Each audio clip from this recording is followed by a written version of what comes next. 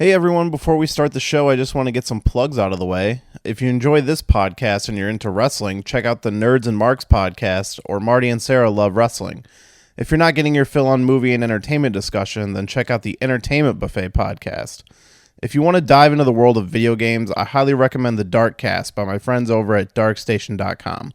Listen to them cover important topics and interview men and women from all over the industry. Thanks for listening and enjoy the show.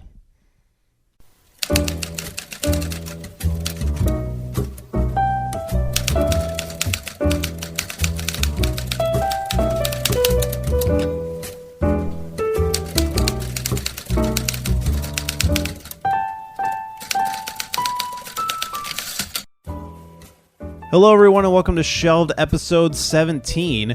So this is a script that we have been talking about since the beginning of the show, but we are only just now getting to cover. We're talking about Superman Lives, the famed Kevin Smith draft of the Superman movie that never happened. This movie was so well talked or so well known that they even made a documentary about it. The Death of Superman Lives, What Happened. I can't remember the full name of it. It's like What Happened, Superman Lives, the Death of what? Yeah, I don't know. But it's a really great documentary that basically just compiles all the information that's out there about this script. But it actually not just even about this script, but about the whole movie in general, because there were other scripts for this movie. But today we are just going to talk about the Kevin Smith version. And I sat down with my friend Berto, who you may remember from the Power Rangers script. And we're both huge Kevin Smith fans, so he was kind of the perfect one to sit down with me and talk about this movie.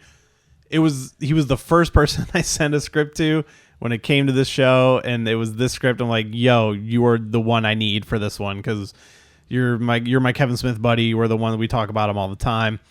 So sorry it took this long to get to this one. It's an episode I've often used, or it's a script I've often used as an example for the show, but have not even covered on the show. So everybody who's hearing me use that example is probably like, hey, where's that episode? Well, here it is for you, finally. And if you have any questions or comments, you can always email us at our email, shelvedfilmpodcast@gmail.com. Maybe be like, hey, why did it take so long to get to this one? And I'll just be like, oh, I'm sorry. And I do mention kind of an offer at the end of the podcast if you want a chance to maybe win a free copy of an iTunes code for some movies. Be sure to stay tuned for the end of the show. But today we are going to be talking about Superman Lives, written by Kevin Smith.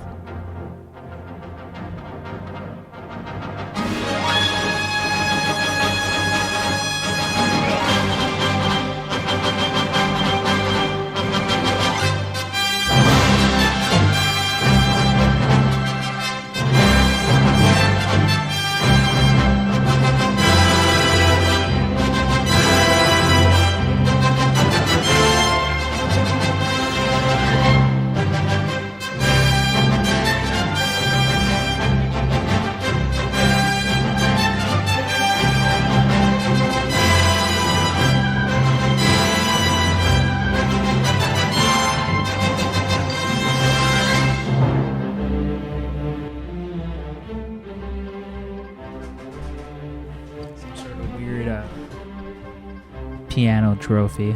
Is that what it is? I'm assuming there's it's two separate hands playing a piano. Oh fuck, I didn't even see what that was. Yeah. This is like a weird office. Yeah, so though none of you guys can see it. So yeah.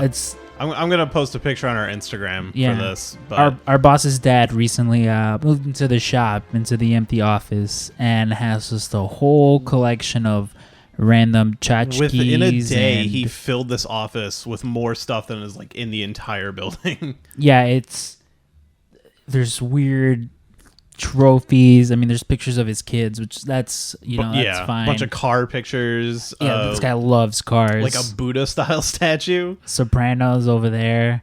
There's a nice.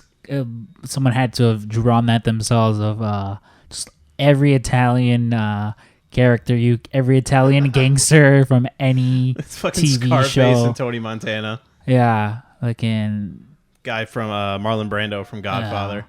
Is that the camel from the cigarette company? The statue? Either that or some sort of like 50s style like.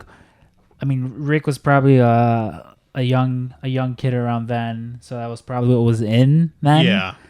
I remember. I mean, my parents owned a bar, so I saw a lot of. It's got to be because there's the picture of one. He's got a cigarette in his mouth.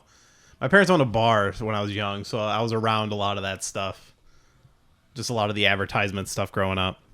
Yeah, it's super weird in here. The best I can compare it to is, and again, there's no pictures of it, but about a year or two ago, before they moved out, they bought the building and told everyone they had to get the fuck out. My buddy Anthony and my buddy Paul, they moved into this like weird fucking apartment. Like, yeah. The only person that could like vouch for it is probably Elisa, just because her and her boyfriend came over before. Yep, that was my fault. Old wife. So this apartment was just super weird. It was. I've never taken acid myself. I'm not sure if you have. You probably haven't. On TV, whenever they're like, "This is an acid trip," and just show it was this thing was so weirdly decorated. It was like an industrial loft, and they just turned into apartments. There was a rope bridge connecting the front of the apartment to the back of the apartment. There was a whole music room. There was a whole room where, as you're walking through the hall, there was unopened VHS tapes. Unopened VHS tapes. There was a room just full of, like, I think I mentioned that, instruments. There was... This was the place they moved into? Already had all this stuff? Yeah, the place. Yeah, because even the guy that they moved in with, he was just like... Yep. It was just there. It just came like this. Like, there was so much, like, that's before crazy. They wound up moving out. Before I go, my favorite part of the apartment was, we never noticed it, but in the kitchen, really up near the top, there was a shrine to Black Jesus. Just this, like, big shine on top of a box of Swisher Sweets. And I was just like, the feng shui of this fucking kitchen. But yeah, like, right before they got kicked out of the place, because they literally just one day, they were just like, yep. Someone bought the building. Guess get the fuck out of here. Wow. That's shitty. Yeah, I was just like, yeah, sorry. Not even like a month. They literally had like 2 weeks. Yeah, to like get all their shit and leave. They find a place in a day. Yeah, but before that, we just started going through these random boxes, and there was literally just one old-timey suitcase full of old cameras. None of them worked. They were all broken. There was another suitcase just full of, like, old Halloween decorations. But these were clearly, like, at least from, like, the 90s. These were, like, old-timey Halloween decorations. And it was just fucking weird. But my favorite thing that I took from that, the whole time when they were moving out is Crime Mob on vinyl. I don't know why they had that on vinyl. Oh yeah, I still have it. Yeah, somewhere in one of these boxes. But yeah, I was there and I was like, all right, this is the most random thing I found, because it was literally like every other vinyl there was something old, something classic, classical music, all that stuff, and then Crime Mob. Which I was just like, oh fuck, I need to take this. That was his DJ transition music. Yeah. Oh, that's fucking great. The only story I have similar to that is my friend's mom worked for a guy who owned a lot of property where I lived. He's kind of a rich guy. He was in realty. And one of the music stores he owned, the guy just stopped paying rent or whatever, and he just, kicked him out and seized everything in the store. And me and my buddy were allowed to go in and just take whatever we wanted. So we just walked out with fucking boxes and stacks of CDs. Like, he got all the good shit because he did it before I ever got there, but I still got some good stuff out of it. Yeah, see, like, I love, like, back when I was still working at Kohl's, back when, these guys were there, there was one of our coworkers, she'd gotten, like, divorced from her husband, and they had these, like, storage units just full of shit, because when their kids had, like, left, Chicago, they were just like, well, here, put away this furniture in these storage units, and they never came back. So there was just storage. What was that show where they'd Storage Wars, where they'd sell that shit? Yeah, and I remember Barbara was her name. She was like, yeah, she would tell them, she's like, if you guys want any of this furniture, come and get it. Like, it's just there. Yeah. And it was just, like, super nice. But it was, like, one of those things where when these guys got kicked out of their fucking place, they were just like, we can't take any of this. The one thing they did take was a couch that I wound up inheriting just because they were like, yeah, this fits in neither of our current apartments. Just like couches get passed among friends. Yeah, which I'm like, all right, I'll take it. So it's currently sitting in my living room now. It's an okay couch, but yeah, a couch is a fucking couch. Yeah. All right, but we're not talking about couches. We're not. No. We're here to talk about Kevin Smith, basically, because when I first started this podcast, this is one of the scripts that was kind of the idea for the podcast, because they made a documentary about this. And when I was kicking around podcast ideas, Prometheus was the first script I read, and it was one of the first ones like, oh, it's way different from the movie. And then this is one that everyone has heard about for years. So it's kind of the inception of the idea of like, oh, it'd be really cool to do a podcast about these. And whenever I like pitch the show or anything, it's one of the scripts that I always mention, but we've never covered it on the show. And I was like, well, it's finally time to sit down and talk about this script. And obviously with you're the resident Kevin Smith fan next to me. Oh yeah, I'm literally, as I'm saying this, I'm staring down at your Kevin Smith tattoo. My Kevin Smith tattoo that covers just about my whole shin. Yeah. So yeah, obviously this was something that, I wanted to cover, or the episode I wanted to be on, just because, yeah, like he's talked about it so often. He's talked about it so much, and it's always been one of those things where I'm like, oh, I'll read it, and then like he'll always like point out a joke like, oh, I wrote a Superman movie once. And which we've heard a lot of the story before. I think my first introduction to it, which I think a lot of people's, was on his first Evening with Kevin Smith DVD, which he tells the story of working with John Peters, I think is his name, who was the producer. He was the producer of Batman with Tim Burton, and then he was doing Superman. Yeah. And he always tells the story of, he was brought in and pitched ideas for scripts, and one was Beetlejuice 2, where Beetlejuice goes Hawaiian. Yeah. And then, was there a third one? So there was 3 scripts. One was, it was an episode of The Outer Limits that they wanted to turn into a movie. And then Beetlejuice 2, Beetlejuice goes Hawaiian. And then the third one, which they were like, yeah, you're not going to get this one, but it's there, was a Superman script. Yeah. And he tells the story, he read the script and straight up told the guy, like, this is garbage. Yeah. Which I might have. I think I have like 3 drafts of Superman Lives. So I think there will be multiple Superman Lives episodes, but I hope people get the right one. Yeah, for this one we are on the Kevin Smith one, which will be, it's clearly labeled in the title. So but yeah, so the story always was, he pitched Superman and he went home and wrote, like, I'm assuming what this script was. Yeah. Because as far as I know, he didn't do any other work on it. But they asked for like an outline, which is generally like 10 pages. And he basically went home and wrote a script and like handed it in and had to go to John Peters' house and pitch it to him. Yeah. But he like basically had to read them the whole script. Which, yeah, there's the story of just John Peters himself. It's pretty, he's a crazy guy. So you haven't seen the documentary, right? Because he's on it.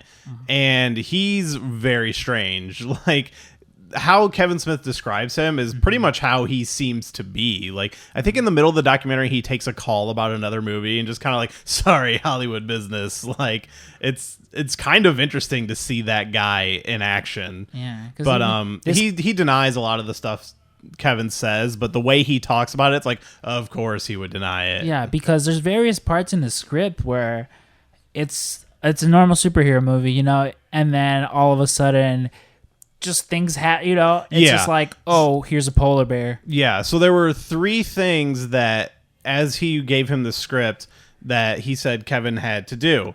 One of them was he can't fly. No, one of them was no suit, he can't fly. Well, one of them was can't fly. One of them was no suit, and quote unquote makes him too faggy. Yeah. Which the suit is in the movie. I mean, you can't do a Superman movie without a suit. But honestly, he doesn't fly in the script. Like, as you read it, they just talk about him moving in a blur. Like, flying is implied, but you never outright read a scene that says he's flying.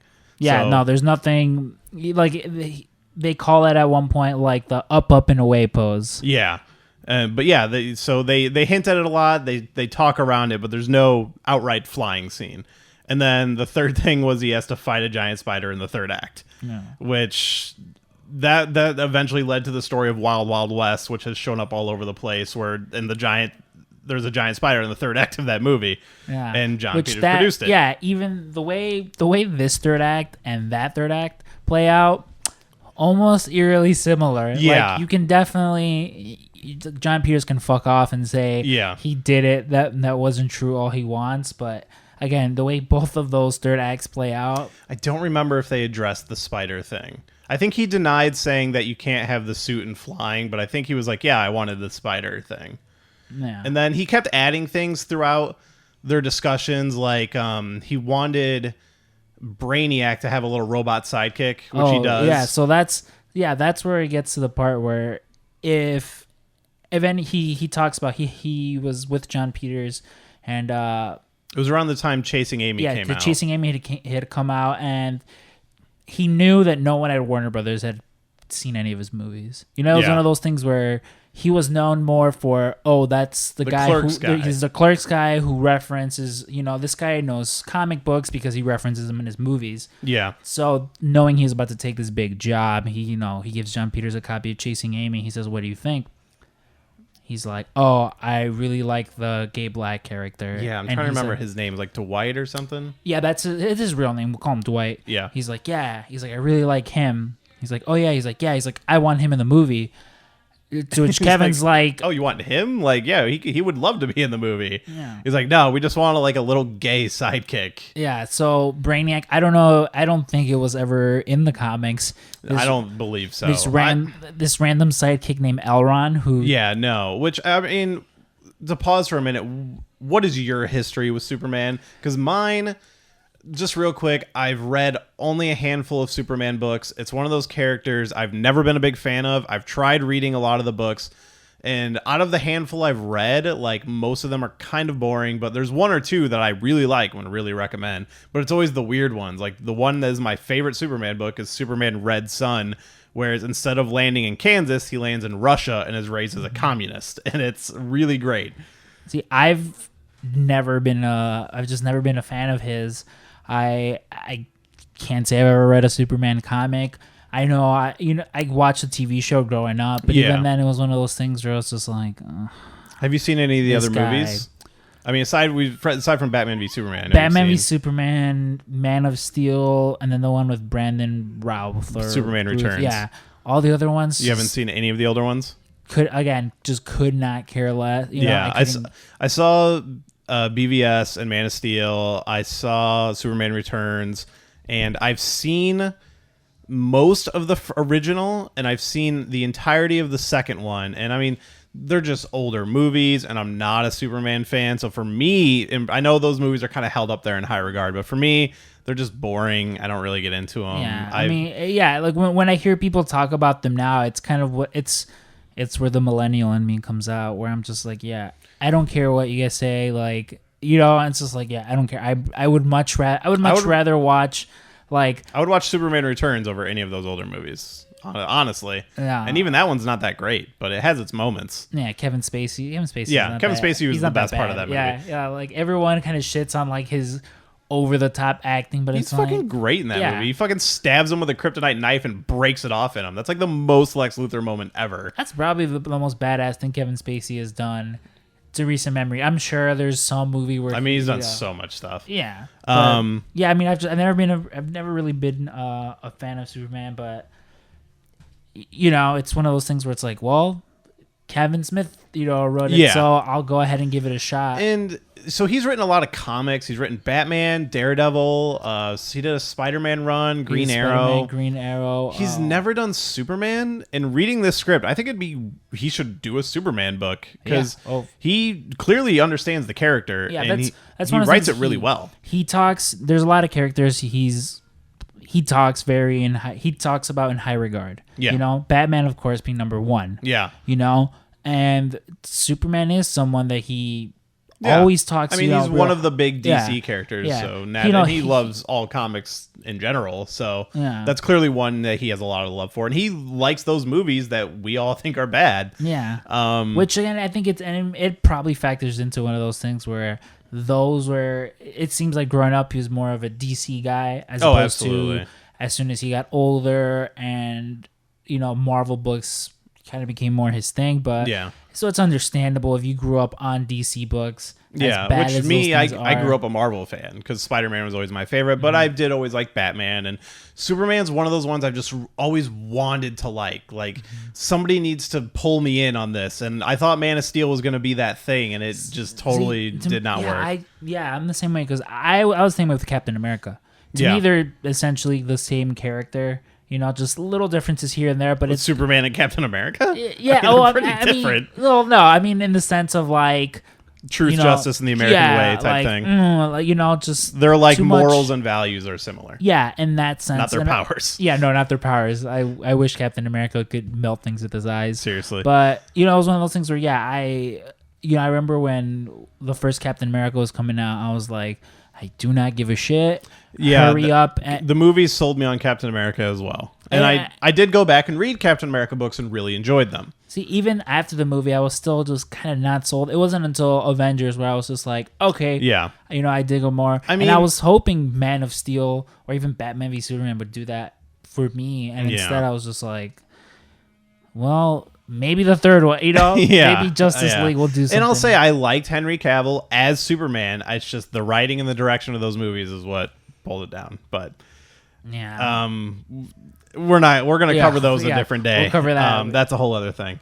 But so let's start at the beginning of this script. So the first thing we're actually introduced to is Braniac, who's one of the biggest Superman villains. Like next to Lex Luthor, I think that's Braniac's held up there as one of his arch. The one is second. I don't know a lot about Braniac aside from that he is just like this living computer and wants to gain all knowledge, I think. And basically he gains knowledge by destroying everything. Yeah, he's pretty much just sucks the life out of things. Yeah, I don't know if that's in the comics, but in the script, the first thing we see is he kind of stumbles upon this alien ship, and he's got this big ship that's shaped like a skull and stuff. And there's a lot of concept art out there for this because when they were going to do the movie with Tim Burton, they were pretty far in the process before it got shut down. So, I mean, I think there's 3 different scripts for the movie.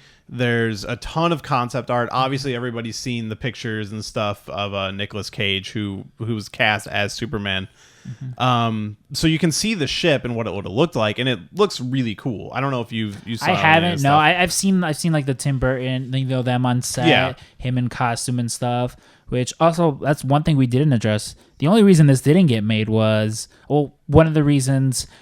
There's 3 different versions of the script is because Tim Burton was straight up like, nope, I don't want anything to do with Kevin Smith. Yeah, I'm trying to remember who said it in the script, if it was Tim Burton or if it was Peters, but they basically said his script was like amateurish and bad. And I completely disagree. Having read this, no. I think it's very progressive for where Hollywood was at the time, which this was like mid to late 90s, I believe. So. I want to say it basically would have came out around 97, 98. Yeah, it would have been around that time. Whatever time Chasing Amy came out, which was 95. So at the earliest, this was 96. At the latest, and I probably know 97. There are other Superman attempts because J.J. Abrams wrote one that we're going to cover in a later episode. They were trying to get Superman going for a long time, and it wasn't until 2006 that it finally happened.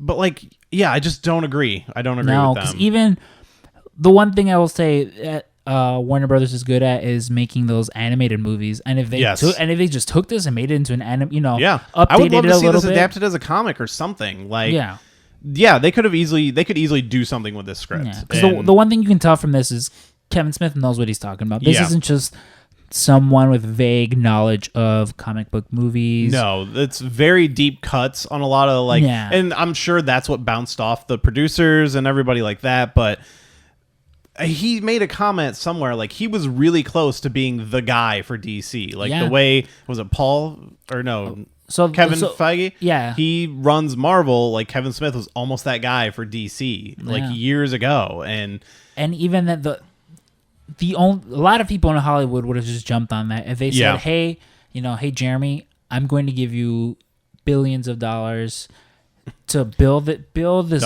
entire movie franchise." Yeah, you'd say done before it even got out. But this guy cared so much about. He's I don't want to ruin it. Yeah, he didn't want to ruin it. This guy could have. And that's my biggest problem with Kevin Smith. I love his movies, not all of them, but I love his passion, and I just think the guy is so hard on himself. He hasn't written an Oscar-winning movie, although Chasing Amy was pretty close to being nominated. He was a producer on Good Will Hunting. Yeah, but he's always one of those guys that's just no, I can't do that. I can't do a big movie like that. But I'm reading this script, and I'm yes, you can. Yeah. The writing is great. In particular, the writing between Lois and Luthor. There's a lot of really great quips. He clearly knows the characters. I actually screenshotted some lines of dialogue here.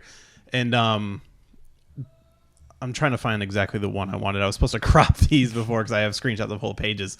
But basically it's like that. So we get the beginning. We get Braniac, and we see him absorb some aliens, and he picks up a transmission from Luthor, and then that he's sending out in space, like, hey, come help me, and if you got any help with this Superman problem we got. And Braniac recognizes it as Kryptonian, and he's looking for this thing called the Eradicator, which we learn more about later.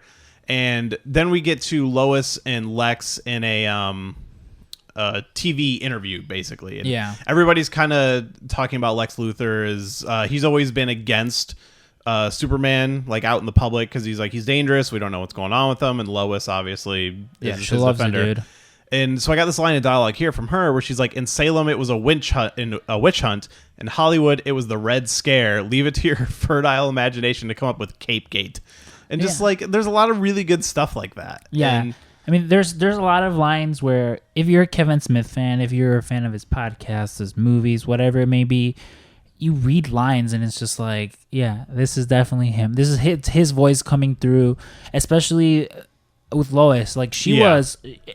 I could not what's her name? Amy Adams? Yeah. Which she I don't like her as don't. Lois Lane. She's so boring and like one-dimensional in the movies, but in this one she was one of the, she's great. Yeah, and I definitely feel like this script was written almost as a continuation of the earlier movies, because I definitely feel like as I'm reading Lex Luthor, I'm reading Gene Hackman, because he's got that Gene Hackman personality that Lex Luthor brought to those, or that he brought to Lex Luthor in those older movies.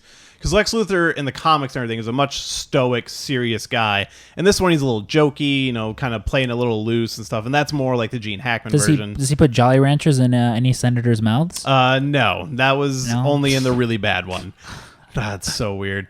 But again, I got there's another good moment with them where Lex is like, I thought journalists were supposed to be impartial, and she says, I thought humanitarians are supposed to be human. Care to comment? And like, they're just like, dude, she has it out for him in this. Like, that's the one thing too, is that as much as she is the damsel in distress, she's really not in this movie. Lois is like, she always becomes the damsel in distress, but she's always become the damsel that puts herself in distress, because she's like, no, I want to be there and I'm gonna help. And like she was, they wrote a good, strong female character for this. Like she did not take any of, like, there's the one scene during that interview where she's straight up, she just attacks him across the desk. He's just he's egging her on, and she doesn't take his shit. She straight up just leaps over and beats the shit out of him. Presumably, they say like like I think he was walking out a little scuffed up or whatever. Yeah, and she's a monster. Yeah, and even there's like a later scene where Braniac and Lex have her held captive, and she just straight up kicks Lex in the balls, and then tries to go for Braniac, and he's like, "Oh, that's not gonna work on me." Woman. Yeah, he's like, "That's not gonna work on me," but like, calm down. Yeah. Which just shows you like, and that's true to the comics. Yeah, I will here's say. this alien. Yeah, it reminds me more of even the cartoons. Because I remember her in the cartoons, she was more a little sassy. That's a lot of my reference for Superman. It's more so the cartoons than Superman Returns, things like that. Mm-hmm. Because even which I don't remember the actress in Superman Returns, but I know she got ripped apart for her role in that movie. People did not like her. Yeah, no, that's how I remember Kevin Spacey, I remember Brandon Routh. Yeah. And that movie's a little boring. So yeah, I have no, gun to my head, I could not tell you who played her. Whoa, technical difficulty. Our fucking memory card ran out of memory in the middle of our conversation. We probably lost about 15 minutes. But to be honest, there are probably 15 minutes of... Yeah, so we're just going to jump to where we were in the script. So we were last talking about Lois Lane and Lex on the television, and then them coming out. So we're going to jump into our introduction to Superman, which is him getting introduced to an action scene with another big DC villain. Again, showing how Kevin Smith, way before anybody was thinking of a shared movie universe, he was like, let's throw in these characters and these references. And I feel like that was his way of trying to like backdoor himself into doing something with Batman, because he, as much as he says he would never do anything Batman just because, or anything major. Well, he wrote a Batman comic. Well, I mean, like, no, I mean, as far as like cinematically, he's talked Yeah. about if anyone ever approached him to do a superhero movie, he would politely say no. Yeah. I mean, he's done Supergirl, he's done, And like Mark Bernardin and on people at Q&As and stuff, they're always like, "Oh, why don't you do it?" And he's always like, "No, they would ruin it." But it's like, dude, come on, like he is better than he says he is. Yeah. And to me, this script is a perfect example of 26, it. 27-year-old Kevin Smith here, you see it there. Yeah. 46, well, no, he's what, 47-year-old Kevin Smith now Yeah.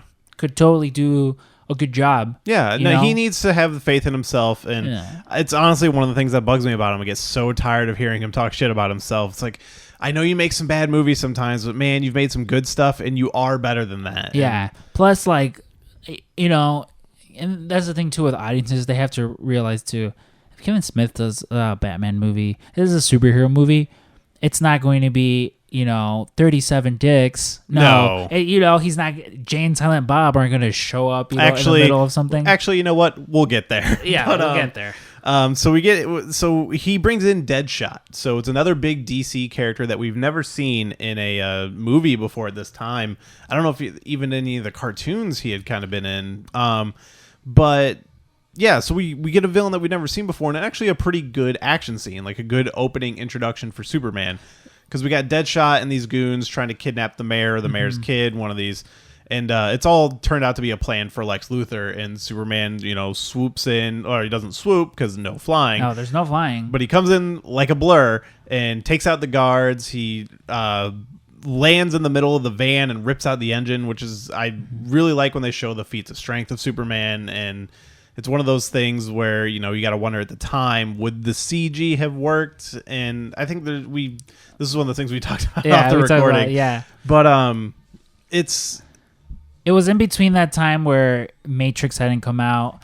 Yeah, so Matrix the and Star CG Wars wasn't there, and had they done this at that time, I feel that the only thing that wouldn't hold up, the only thing that would seem a little cheesier, campy, would be the CG. But that's something that you can't really, you know. Yeah, and I mean, we watch old movies like Star Wars, and you know, even though that stuff doesn't hold up to today, it's still great, you know. Yeah, it's one of those things where you can't really you can't hold it against the movie for not being able to do that at the time. But you know, even the things they do, you know, probably would look a little better now. Deadshot straight up shoots Superman in the face, and Superman bites the bullet. You know, he cocks his head back, comes back, and just shoots the bullet back.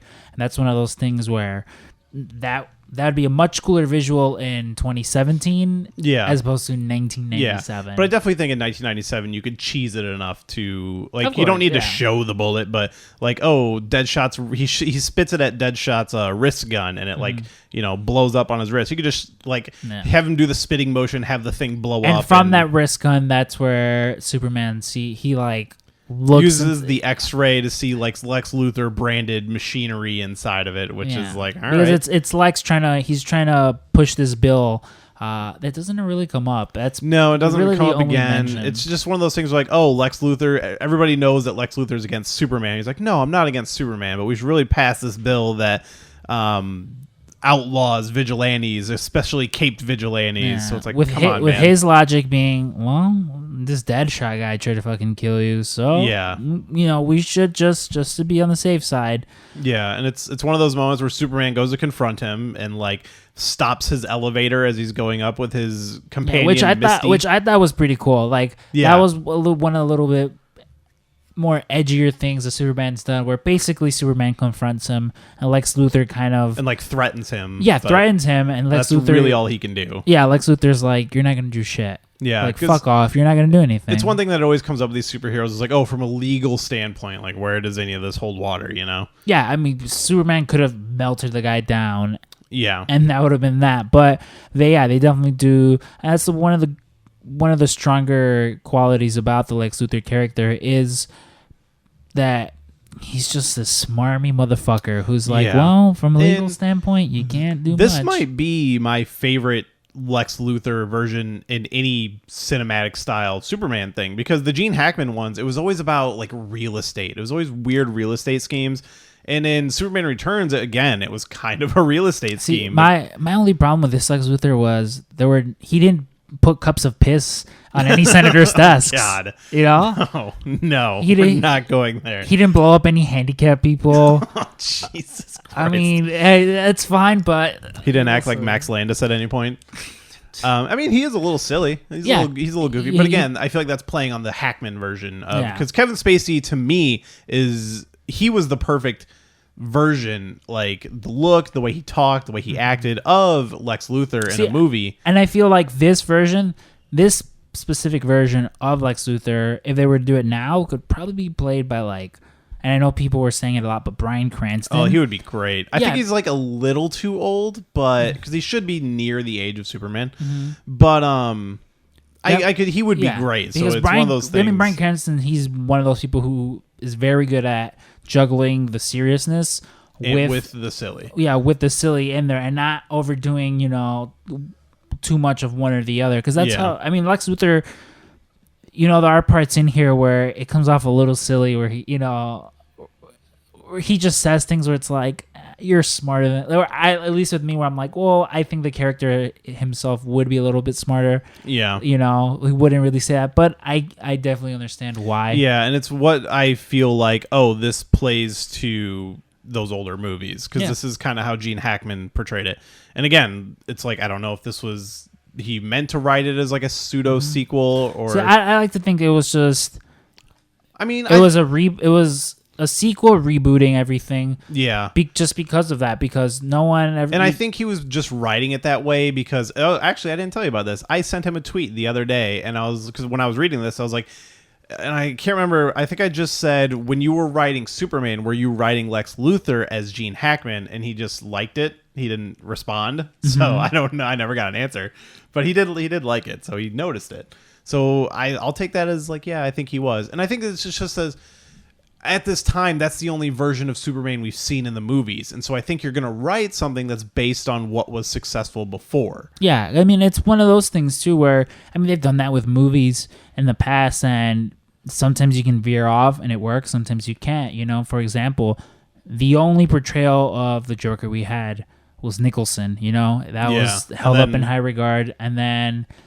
some Australian dude was like, fuck you guys, this is what I'm gonna do. And people were like, how dare you, you can't touch what Jack Nicholson like, did. Wait, the gay cowboy from Brokeback is gonna do what? Yeah. And then that movie came out and everyone knows who Heath Ledger is. Yes. Everyone won a fucking Oscar for that role. Yeah, and he did such a good job with it, and it's just because it was different. There wasn't anything he did, I wouldn't say there was anything he did better than Nicholson.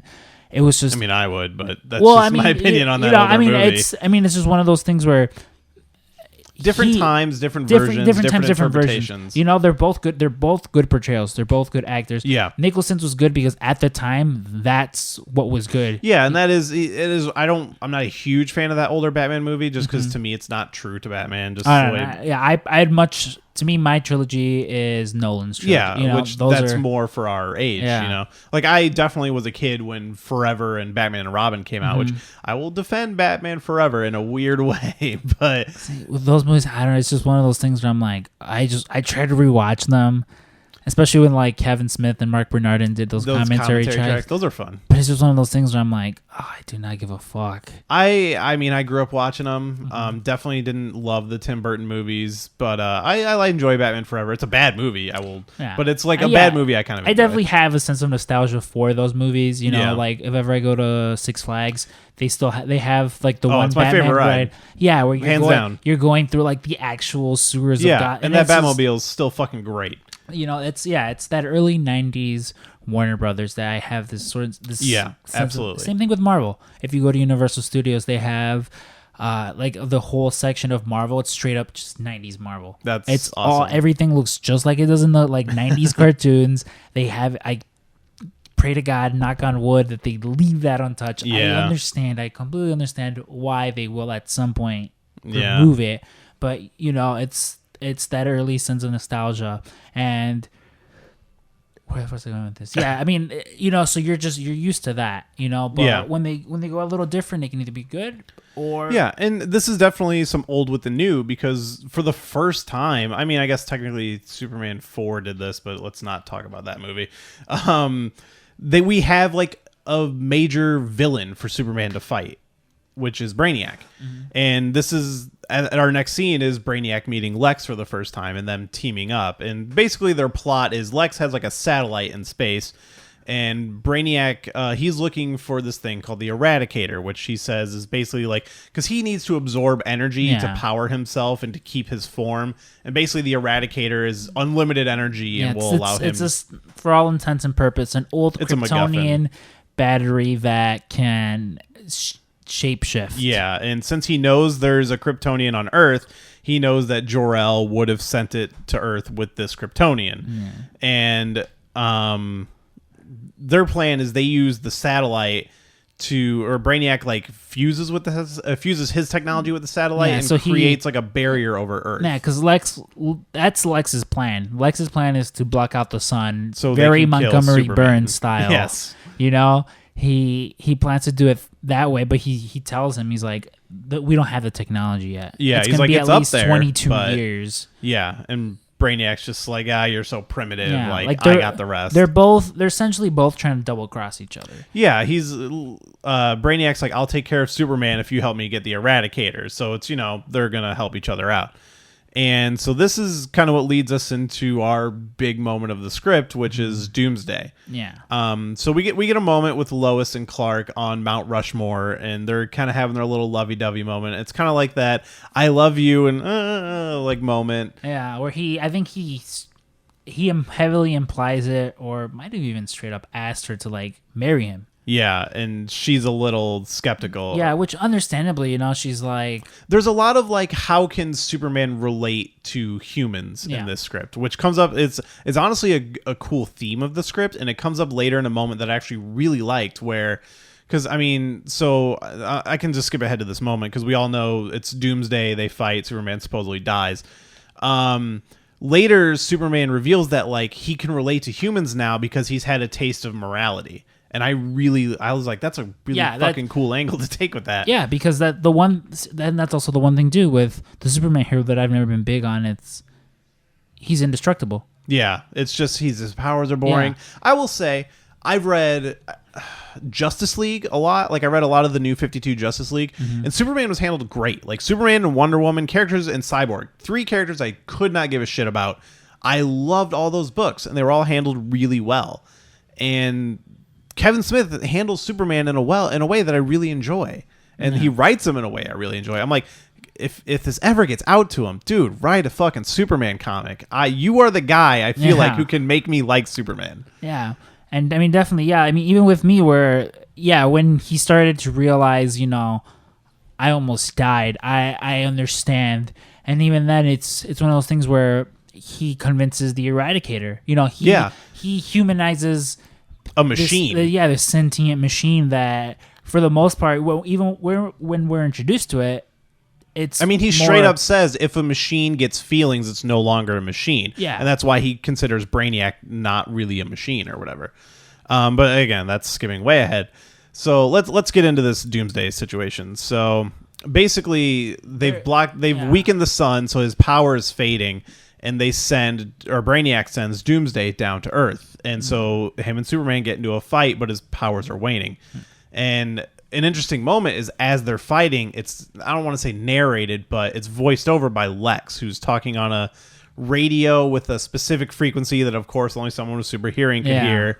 And there's definitely some cheesy dialogue. Yeah, where it's him explaining his plan, which is... He's basically like, I wanted you to know that I'm the one that beat you. Yeah, which is his ego. It's one of those things where his ego is always his downfall because... But it's a great moment. Yeah, it's definitely one of those, like, again, I mentioned earlier, he's just this smarmy motherfucker who he always has to have the last word. And it's these moments that feel like the Lex from the comics. It's like the TV moments that feel like, oh, this is the Gene Hackman Lex Luthor, but something like this feels straight out of the comics. Like I know this didn't happen in the Superman or the Death of Superman comic, but maybe it happened in another Superman comic. I just don't know about it. But that's a really great idea, and it's moments like that he just really captures it for me. No, for sure. And even the plan itself, it's not bad. They're blocking out the sun, and they're gonna have Doomsday just damn near beat this guy to death. And they fucking run ramshot over. Like throwing each other through the ground into subways. I think they throw themselves around through a park or whatever. Yeah, something like a park. It's basically just like a scene of just destruction of them just beating the shit out of each other. And then it ends with the Braniac just blowing up Doomsday. First, it ends with the climactic. They just are punching each other, and then they get the final punch, and they both go down. And it seems they're both dead, and everybody, comes around Superman, and Lois is crying, and it's a great moment. And then Doomsday gets back up, and Brainiac zaps it with a laser. Yeah. And that's his way of basically inserting himself into the public, into the situation. Yeah, and people are hesitant at first, and then that's when Lex is like, "Oh no, guys, let me tell you who this guy is. I've been working with Superman this whole time." Which again, and there's one of those things where Lois, she's like, "No, but who's gonna believe?" Basically, he says that like Brainiac has been like he's an ally of Superman, and Superman was sent ahead as like a scout, and there's this alien armada coming by, and Brainiac's there to defend them from it, and they're shielding the Earth and hiding, and that's why the sun is getting blocked out. Because at this point it ends up getting completely blocked out. And everybody kind of buys it, except for, of course, Lois and some handfuls of others. Yeah. So they're basically using that. They're using Brainiac. He comes and says he's a friend of Superman's. He's here to basically finish what he couldn't. Yeah. And they put up I think you mentioned there's like a there's like, oh, we have this thing that's blocking Earth from this armada, and they have a hologram on the inside of the shield of a fake armada coming by, so everybody can believe it.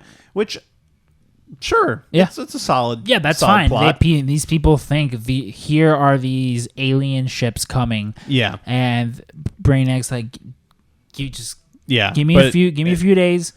Which she doesn't ever specifically mention how much time he needs, but he's like, just chill out. Yeah, give me a few days. I'm gonna fucking take care of this. But in reality, he's just using this time to look for the Eradicator, which comes online as soon as Superman, quote unquote, dies. Yeah. So basically, the Eradicator, the way it's explained in the script is this thing's sole purpose, the only reason it was designed keep him alive. Which, and he mentions there's no way that Superman can die as long as this thing is still alive. Yeah.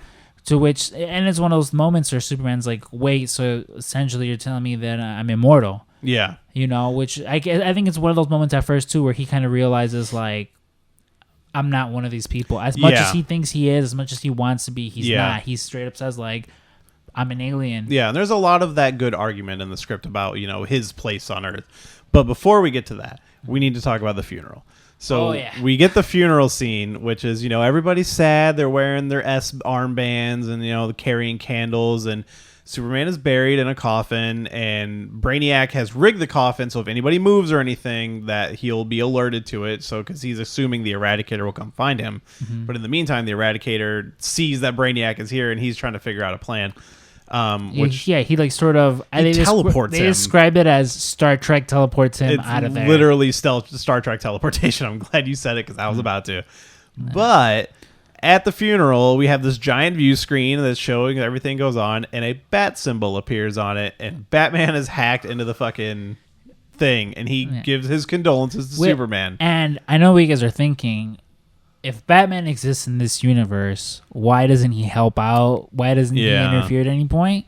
They perfectly explain it. He straight up says, Superman's gone, the sun is out, crime is running fucking rampant in Gotham. Like, I think he's he like, almost I'm says, busier than ever, basically. Yeah, he's like, sorry guys, like, ugh, you're on your he's own. like, I'd like to be there, but, I have to protect my city too. Yeah, which is good. Because if there wasn't any mention of, oh, crime's now running more rampant here. Yeah. It's kind of my problem with some of the Marvel movies now where if something major happens and it's like, where's Iron Man? Where's Why Iron is Man? Iron Man Where's helping everyone Captain else? America? Where's S.H.I.E.L.D.? And they explained it good enough, And now they're literally having to cram these characters into these other movies like Iron Man's and Spider-Man and what's his name's going to be in Ant-Man, Hawkeye. Yeah. Which I think that's the future. That's fine. But as far as right here, especially when you weren't used to crossovers like that, it was a good way of explaining hey, this guy does exist. This would have been the first time we saw Batman and Superman in a live action movie. Yeah. And there were other attempts that are going to be covered on the show as well. but it's fucking, that would have been insane. Yeah, that would have, that, especially, yeah, to just see him pop up. Because the one thing I wonder about that too is, who is Batman at that time? I mean, this would have been after, It was maybe definitely after Kilmer.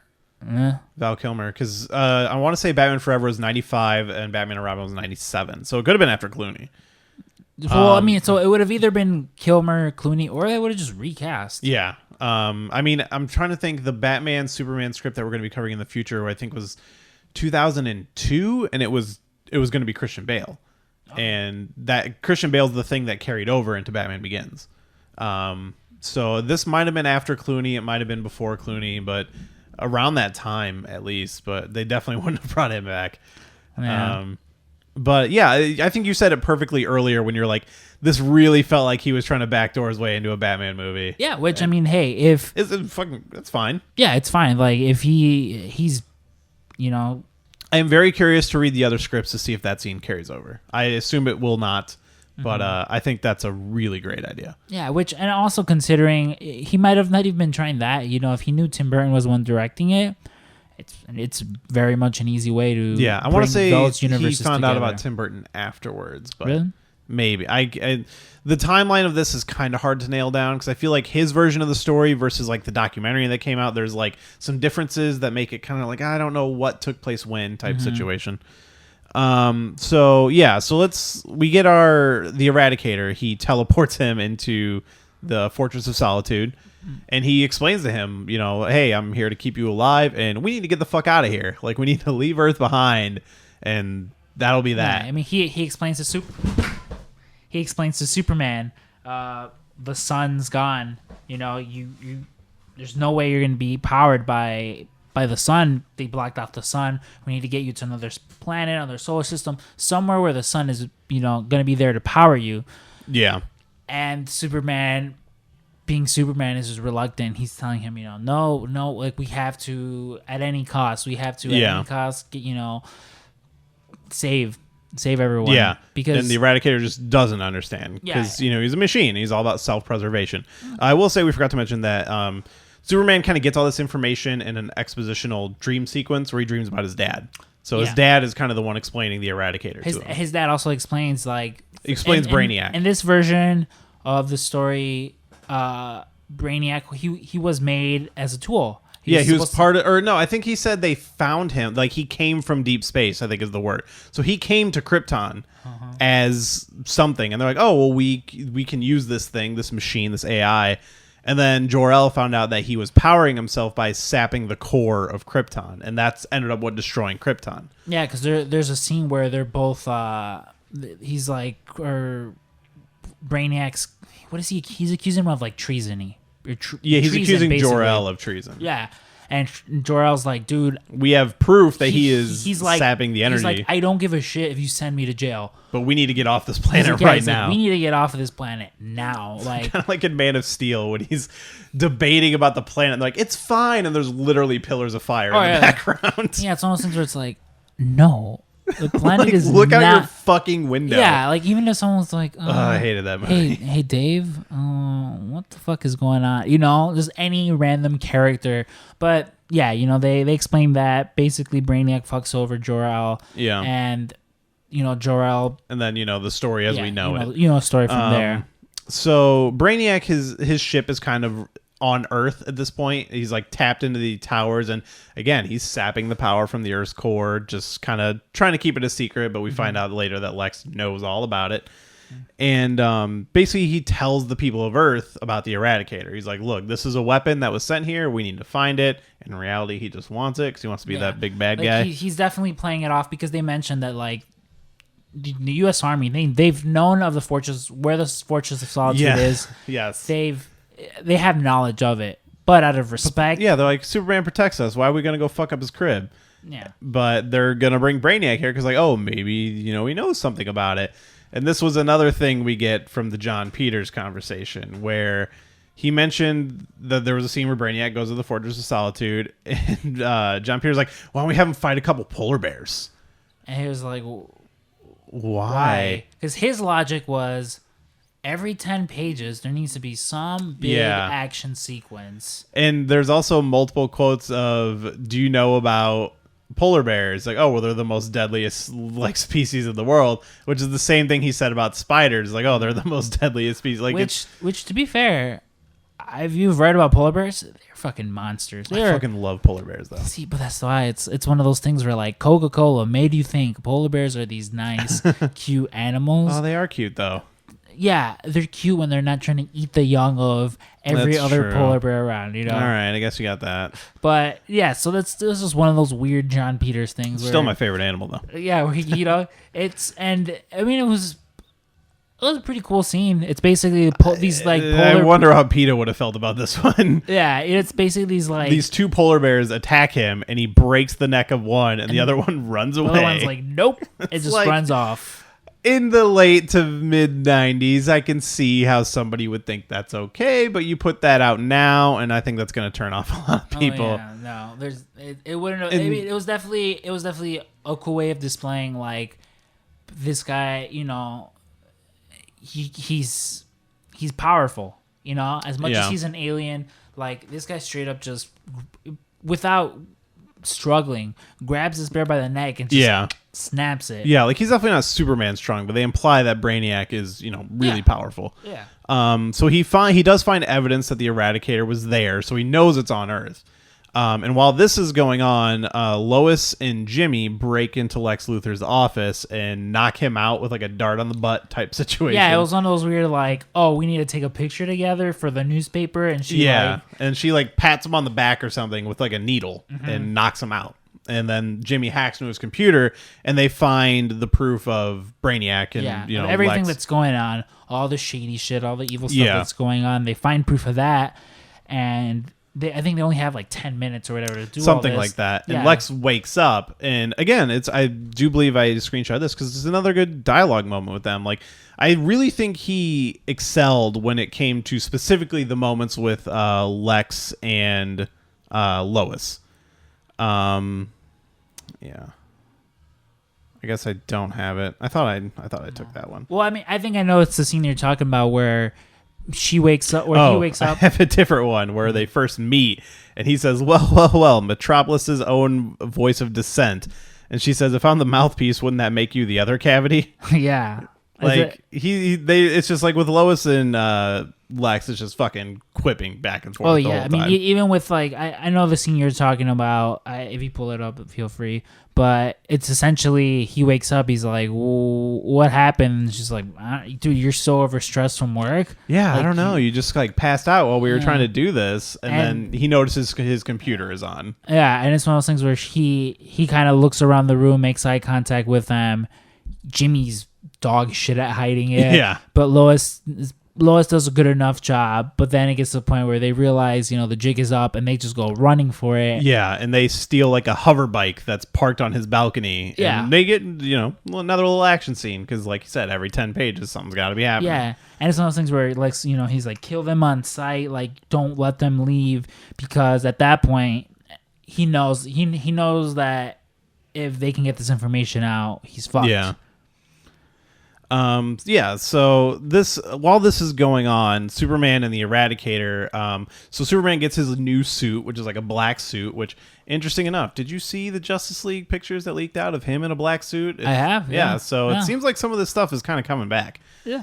Which, you know, he died at the end of Batman v Superman. So, but yeah, so they're trying to basically take down Lex's like satellite and stuff, but the Eradicator like links with it, and it goes haywire, and they basically plummet back to Earth, and Elron is able to pick them up on their tracking. Which this whole time, the character of Elron, it's just described as like this little robot sidekick.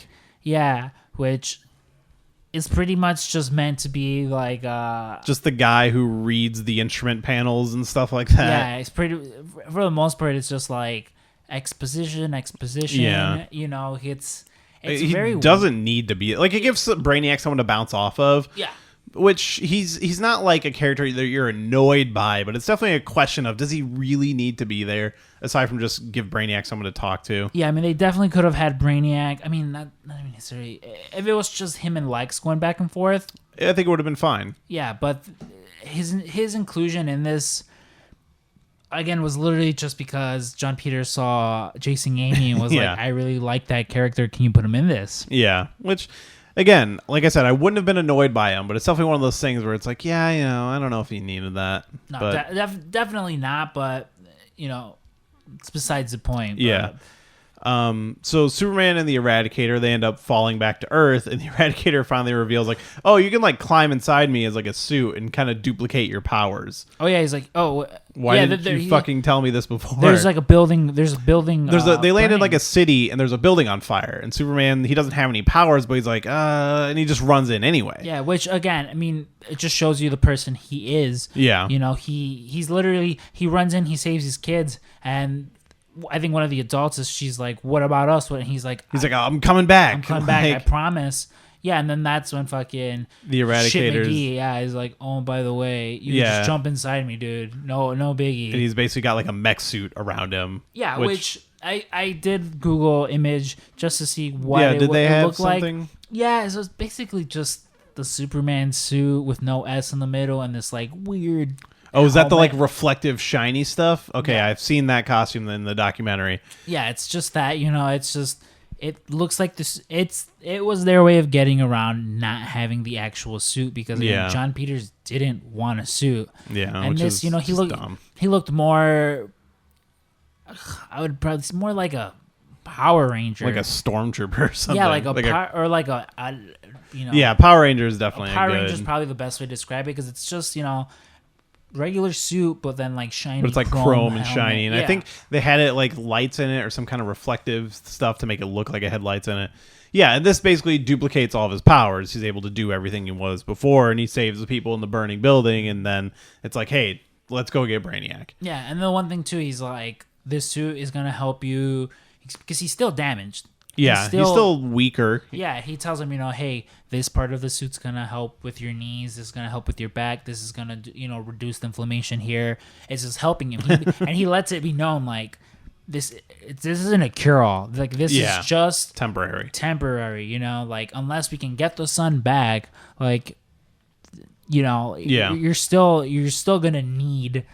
You still need the sun. At the end of the day, you can have this, but you still need the sun. He lets it be known, like, we can't get too close to them because they want this technology. They know how to, override it and take advantage of it. And Superman's kind of just like, well, we still need to stop them. It doesn't change anything. Yeah, he's like, okay, well, just don't let them do that. Which one of those things where I was like, oh, fuck off, dude. Like, he was very, very much more impulsive than I think he's been portrayed, he seemed a little Superman in the comics is definitely one of those characters where, like, many times as Batman's like, you're not trained. Like, you don't need to be because you're unstoppable, but you literally just walk into a situation. So it's not that different from the comics. Yeah, it was definitely much just him like, dude, I don't give a shit what you're saying. I'm going to go save Metropolis. I need to stop her. Or I need to stop him. Yeah, save her. I'm going to go save Lois. I need to stop Braniac. And it's one of those things where the Eradicator, it has a mind of its own. Yeah. And does a lot of just like, all right, I get, he's very much reluctant. Like, fine. He's given his own personality of, at first he is a little, hard-headed, doesn't want to do much, but then, and not even do much in the sense of, help. Yeah. And he's just like, fuck, all right, let's go. So one thing I do notice is Kevin does cram in every like Superman famous phrase. Like he goes to say like up and away or something, and the Eradicator's like, can we just go? Like he cuts him off, and then there's a moment with Lois in the beginning where he's like, faster than a speeding bullet, blah blah blah. What's that thing about buildings? The little clever hints and nods that like a little bit of pandering, but he makes it work. Even the title of Superman Lives, like there's various parts. They say it multiple times. There's no shortage of people saying Superman lives. Yeah, but the moment with the Eradicators maybe my favorite. Like if that was the only one, that one was great. I was like, it's good. Yeah. But not when like everyone, when Elron and Lois and Jimmy, and it's like, okay, Yeah. So it's kind of, I mean, this is kind of taking a lot. So I just want to skip a little bit of the bullshit. But basically, Lex and Lois end up on Braniac's ship with Superman coming to get them. There's a little bit of stuff in between. Like Lois sends out a broadcast, like revealing the truth about Braniac.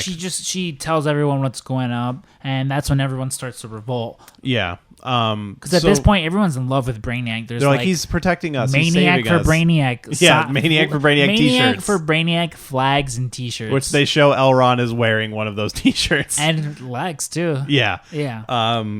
So, yeah, moving past that, just because we're going a little long here.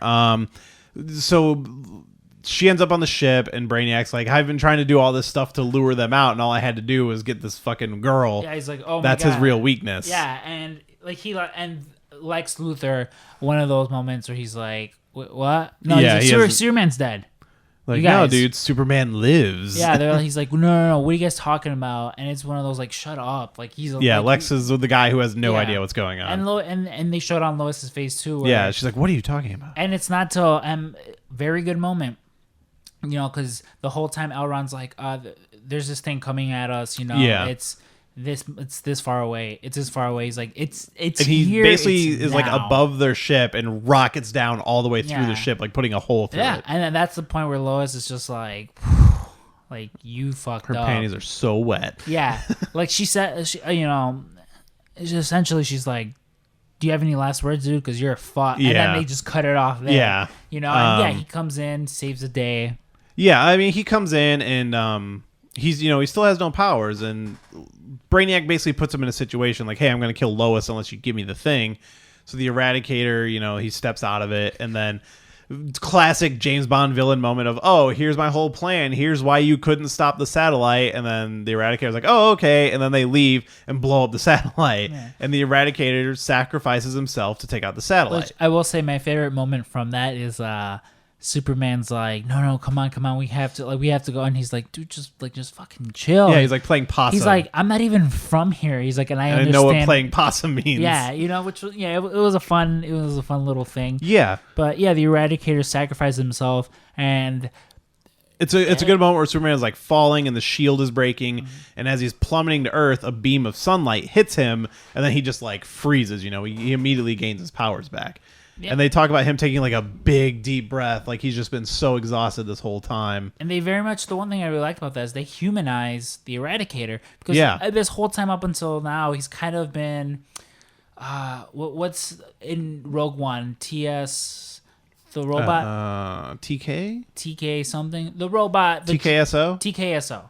He reminded me of him. Yeah, that's actually a really good comparison from Star Wars Rogue One, where he was this robot who kind of saw everything in ones and zeros. Yeah, but when it came down to it, you saw that there was more on the surface. Basically, he's like, your stubbornness really showed me what it actually means to protect these people. Yeah, because it's definitely that where he says, I see what you see. There's a good line where he's basically like, you could have conquered these people, and like you could have been their god. And Superman's like, you find out it's so much more worth it to be a servant than to be a ruler. And just like, like a lot of good stuff like that of, bouncing morality off of each other. Because the robot just doesn't understand it, but because of Superman learns to understand. And he sacrifices himself so Superman can get his powers back and save the day. And there's some good moments where he gets back to Brainiac's ship, and it's like, he's still kind of weak, but there's holes in the ship, and he's reaching out and absorbing sunlight and stuff. And like, I kind of like that stuff. Like, yeah, because I mean, they made it clear, like the whole hologram of the Armada is gone, but there's still this satellite, like it's not like completely gone. It's like parts of it are falling away. Yeah, which, if you know anything about Superman, is he gets his power from the Earth's sun. Yeah, so as it's coming back little by little. There's a great moment. So this is where we get introduced to the last of the John Peter moments, where he wanted a giant fucking spider in the third act. So in the beginning of the movie, they found like this little alien, and he's like, and he tells it in his story on his Evening with Kevin Smith about the Thangarian snare beast or whatever. And they set it up like, once it's introduced to like the environment of a planet, it grows into a giant spider. And Braniac connects with it like through he has like this chair, and he's able, because he's biomechanical organic, so he can kind of connect to things. So he connects to the spider, and he's controlling it as it's fighting Superman. Which if you've seen A Wild Wild West, not that different. Not that different from that third act, where I forget who's the I don't remember. That's not a good movie.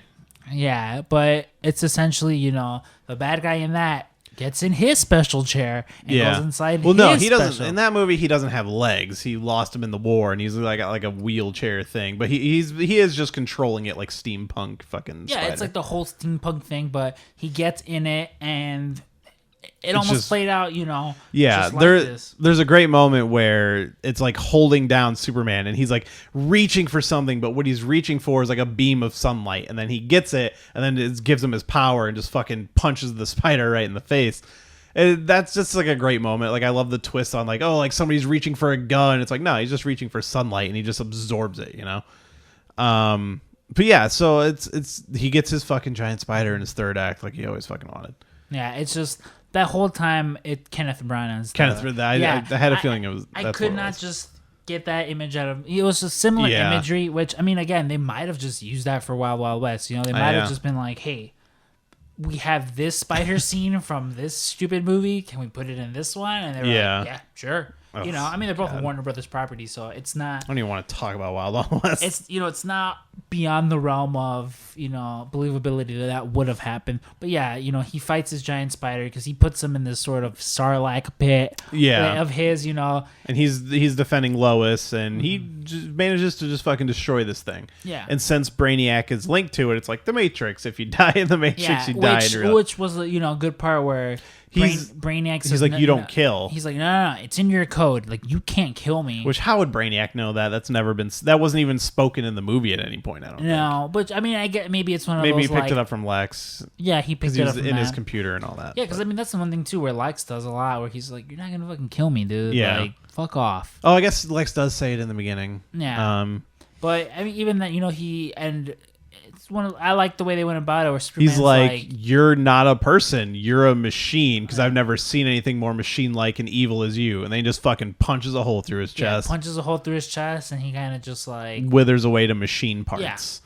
Which is a good ending. It's like, I wish there was. I was thinking like, I thought it was kind of lame that the spider is what he actually fights. There's no like one-on-one fight with Brainiac, but the way they set up this version of Brainiac, it makes sense and it works. Yeah, so, it doesn't. It doesn't always have to be. I mean, a perfect example of it is in Captain America: Civil War. The big bad guy is Zemo. Yeah, and there's never a fist fight between them. Never. No, but he's still one of the best Marvel villains in the franchise. Like even it's. I mean, even kind of with Loki, in the Avengers, the first one, he has an army fight for him. He doesn't. Yeah. He does actually do some fighting. He does do some fighting, but it's one of those things where there's certain characters where they're smart enough. Yeah, they don't need to. They don't need to, which is perfectly fine with this. I mean, because we get Superman fighting Doomsday, so we got him fighting some big thing. Yeah, you get him fighting Doomsday, and basically, just to wrap it up, Lois tries to, oh my God, you're back. They confess their love. They confess love. Luthor gets delivered to the police. Yeah, that's my favorite part, where he's like, hold on, hold all that. And he straight up delivers. He's like, they made a clone of me and blah, blah, blah. And he's just like, A for effort. Luthor's like, he's just trying to bull. He's like, oh, yeah, they cloned me and then they tried to do this, tried to do that. And Superman's like, nope. He's like, points for creativity, I think he says. Yeah. And then he just drops him off at the police. And he's like, again, the ball's on this motherfucker. He's just like, you got nothing on me or whatever. He's like, police. He's like, I want to file a report against Superman because he's threatening me, this and that. Yeah. And then Superman gives them the evidence that Jimmy gave him about Lex and Brainiac. Yeah. It's just he's fucked. Yeah. Which, I mean, again, Kevin Smith is writing this character who, this guy's fucked. There's no way for him to get out of it. And even then, this guy is still got an ego. He's still, he's still trying to just... I really feel like he nails the character of Lex Luthor in a way that nobody else ever has in a movie before. Yeah, I mean, he did it better than... And again, the only two Lex Luthor... Well, three, I guess, would be cartoon Kevin Spacey and Max Landis. And Gene Hackman in the older movies. Well, I'm saying, I vaguely remember, but I mean, this was probably the best version that we haven't seen. Yeah. Which again, if they just made this into like a animated I would one-off. take it 100%. Yeah, 100%. I really enjoyed this script. And he's even got the little stinger at the end where Elrond saves basically like the brain of Braniac, like the chips and stuff. And he says, I'm a glutton for punishment or something. Yeah, which kind of a little bit of, Yeah. And there's a couple da-na-na-na-na moments. Like there's pretty much a straight up reference to Mallrats where I'm not sure if it was meant to be this way, but he's explaining Lois to the Eradicator, and he's like, you would have her as Jor-El had his wife, and he's like, the problem is I don't think she can have me, which seems like a reference to the can Lois have Superman's baby speech. And there's one scene where the Eradicator's like, dude, he's like, do you remember that dream you were having? Yeah, well, she had no clothes he's on. like, she had no, he's like, oh, yeah. Kevin Smith definitely gets his fucking dick jokes in there, and in a safe way. Like there's one of the programs called Lex 37. You know, I'm just like, okay. Oh, yeah, the 37 dicks reference. Yeah, which, again, it's things like that where if he gets his stuff in. Yeah, he would get that much in. He would throw in a 37 or something. He would, it's not like, and at the end of this movie, Jay and Silent Bob show up. Yeah, there's no Jay and Silent Bob in this fucking movie, all right? Everybody can relax. Yeah, you can relax. There's none of that. There's no, I'm not even supposed to be here today. Yeah. But no, it's a good Superman movie. And I really want to see him do more Superman stuff. Yeah, like, he's done his fair share of Supergirl stuff. I haven't seen the show. I haven't seen the show. I have friends that really enjoy it that tell me I should watch it. I just haven't gotten around to it. I mean, I love The Flash. I still haven't seen season 2. I know season 3 is just about like done. Yeah, and I've seen the first episode. That's it. Even Legends of Tomorrow. It's just. I hope he gets around to directing all that stuff. Yeah, and I really want him to do Green Arrow because he talked about bringing in his character Onomatopoeia from the books that he created, which is a really interesting character, and I'd love to see them do that. That'd be awesome if he got to direct that like live action. Yeah, I mean. Yeah, like if you if you have any reservations about, I don't really like that guy's movies, don't worry. This isn't. He's a fan, and it's very clear he treats it seriously. This isn't Mallrats where it's just one comic book reference after the other. No, it's smartly written. You can clearly tell he was coming from a place where he wanted to take this serious. He wanted to do this. He definitely wanted to take it farther than he was allowed. Yeah, he did, and. Hey man, props for the fucking ambition because this is a very ambitious script for the time. Even a few years after this, what would come out? Batman, which I mean, Batman and Robin was 97, and then there wasn't another big superhero movie till X-Men. Yeah, and even then, I would Blade even I think it was like late 90s. I would even say this is probably as good as that first X-Men. Yeah, I would definitely say I would enjoy this more than that first X-Men because I think that first X-Men's kind of boring. Yeah, but it's not a perfect movie, but it's really entertaining and really well done, really well written. Yeah, I mean, I would definitely give it a read. If you're a Superman fan, I would highly recommend checking this out. And even then, read this and then go watch the countless of interviews with not only Kevin himself. I would highly recommend looking up any of that. I would watch the documentary. The documentary basically just compiles everything that's already out there. It doesn't really tell you anything new. I think there is an interview. They got some interview stuff with Tim Burton, but it's not super informative from what we already know. So it's definitely one of those things where it's like if you haven't seen or heard any of that stuff, it's a good place to get it all. But overall, it's not going to teach you anything new about it. But I am very much curious to read the other drafts by the other writers because I want to see how much carried over, especially for people who said that like, oh, his script was amateurish or whatever. And I just think it was over their heads because they were not comic book fans. Yeah, I mean, I think, at the time, they might have thought it was that just because, we could be living in a completely different world if this movie got made. Comic book movies would be in a completely different place. And I honestly think it's just because it was a bunch of fucking guys who were not fans and just didn't understand. Yeah, now they got the right guys who should be in charge, so we are lucky that there's someone who understands. Well, on the Marvel side. On the Marvel side, DC. On DC, they fucked up there. Yeah, they're still figuring it out, But as far as like Marvel properties and even to an extent Fox ones, they don't always get it right. But No, but they've done really well for themselves. I would still watch any X-Men movie. I would watch X-Men Origins Wolverine over any of the DC movies. And it's just. I agree. I mean, aside from that Dark Knight trilogy. But, we're talking about the DCEU movies. Yeah, these newer ones, and it's just.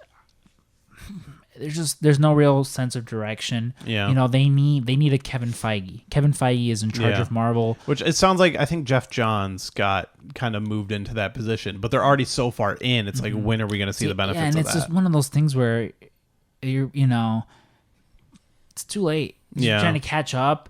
They did it all wrong. Yeah, which there was a George Miller Justice League movie that was supposed to come out. I have that script, and I can't wait to do that episode. I really want to read that. Yeah, and it's one of those things where I feel that had they gotten that approach with this last movie instead of it's a Superman sequel, we'll Batman get there. We'll get there. Maybe that would have been a little bit more successful. But I mean, we're living in a time right now where they're taking this as serious as it's ever been. Yeah. So hey, maybe something happens with this. I don't think it will be translated onto the screen, but I would love to see him do a comic book of this. Yeah, if he did a comic book or something animated with this, it would be great. Animated would be perfect. Yeah, it would. That's where they explore a lot of like the alternate history stuff. Yeah, that would be great, but in the meantime, we have this to look back and ponder on. And I definitely want to check out that documentary. I've never seen it. Yeah, I'll see. I have a copy of it somewhere. I'll bring it. Friend of the podcast, Marty DeRosa. From Marty and Sarah Love Wrestling and Wrestling with Depression. He's recommended it to me. I know he's said plenty of good things about it. Yeah, and I think that guy's making one on the Justice League movie as well. So I hope that actually happens. Yeah. Oh, man. Yeah. I know he was working on it. I haven't heard anything about it since, but I hope that actually happens. I mean, if that happens to come to fruition, then I need to check that out too. Yeah, absolutely. And I have that script, so we'll definitely cover that on a future episode. But do you have anything else to say about Superman Lives by Kevin Smith? Not enough of Lex Luthor putting Jolly Ranchers into senators' mouths. Not enough cups of piss. Not enough cups of piss, but hey, this guy did a pretty good job. Yeah, honestly, I'm bummed out this never happened, and he needs to stop selling himself short. Trust me, Kevin Smith, if they had it, they could. He would. If he would just suck it up and give it a shot, I think he would really surprise himself and everybody else. What I'm waiting for, and it's gonna happen, just. At some point, he'll probably direct an episode of Daredevil. I hope so. Yeah, and he's got close ties with that character. Absolutely, I think he's been offered too. Yeah, he probably has. And it's one of those things where, to me, the DC shows are all fine and stuff, but where the real test is like, let's see how you do with the real shit. You know, like to me, the way I would equate it,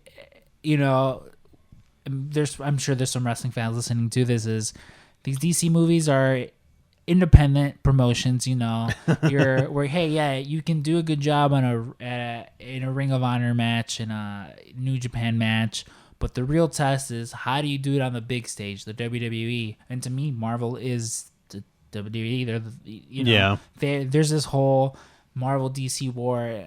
Marvel's won that countless times over. You got to find a way to do it differently. Yeah, you got to find a way to do it, and it's just listen. Those DC movies make fuck ton of money. Unfortunately, yeah. I would never wish, I hope this does bad. Yeah. But it's just... But it's like we're not going to get anything better if people keep supporting it. To me, is if this does bad financially...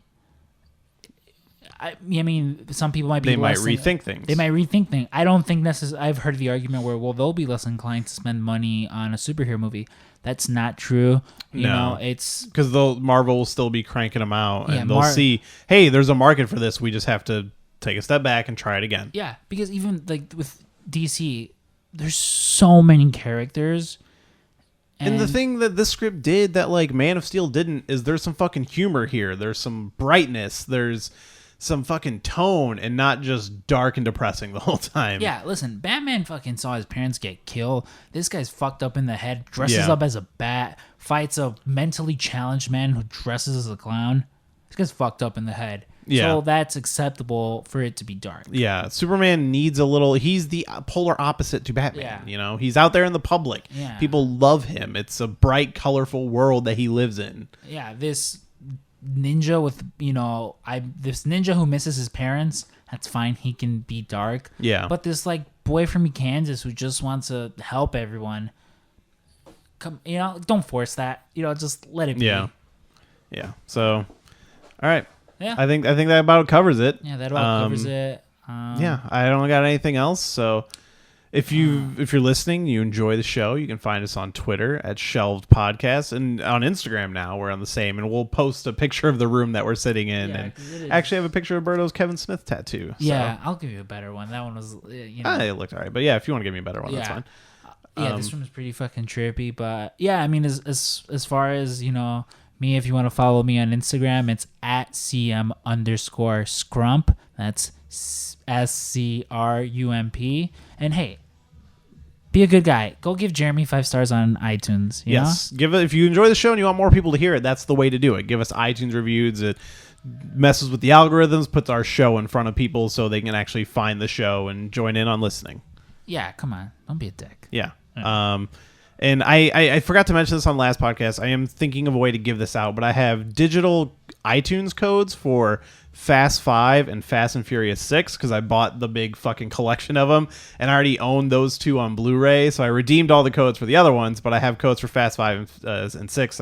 Thinking of a way to give those away. Somebody suggested a Photoshop contest if you make a poster for one of the movies we've covered, which I don't know how many of our listeners have Photoshop experience, but hey, if anybody ends up sending those in, you'll probably win one. But keep an eye out in the future. I'm going to figure out how to give those away. You get yourself a free movie. Yeah, and fucking great, entertaining movies.